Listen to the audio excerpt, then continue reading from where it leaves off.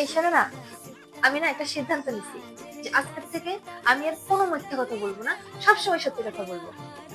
এ কথা আমি বিশ্বাস করি না। আর একবার বিশ্বাস করেই দেখো না। আচ্ছা, তাহলে আমার সম্বন্ধে তুমি কিছু বলো তো। তোমার সম্পর্কে আর কি বলবো, তুমি তো অনেক ভালো।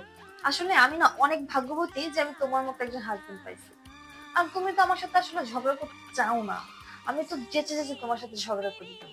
আসলে কি জানো, তোমার সাথে ঝগড়া না করলে না আমার জন্য দিনটা কেমন কেমন লাগে। কেমন যেন পেটের ভাত হজম হয় না, বমি বমি পায়, মাথা ঘুরতে থাকে। এই জন্যই তো আমি তোমার সাথে খুঁটিয়ে খুঁটিয়ে ঝগড়া করি। ও, তার মানে এতদিন যা তুমি করছো ইচ্ছা করে আমার সাথে ঝগড়া করছো? হুম। কিন্তু এটা শুধু আমি নয়, সব বউয়েরাই তার হাজবেন্ডের সাথে এরকম ভাবে ঝগড়া করে। কারণ হাজবেন্ডের সাথে ঝগড়া করলে না বউয়েদের দিন ভালোই কাটে না। আর তাছাড়া আমি তো এখন তোমাকে সব সত্যি কথা বলেই দিলাম, আমি তো আর তোমাকে মিথ্যা কথা বলবো না, তাই না? কিন্তু ওই যে ঝগড়ার সময় আমি তোমাকে বলি না যে তুমি ভালো না, আম, এটা ওটা বলি না তোমাকে। ওগুলো কিন্তু আমি তোমাকে সব এমনি এমনি বলি।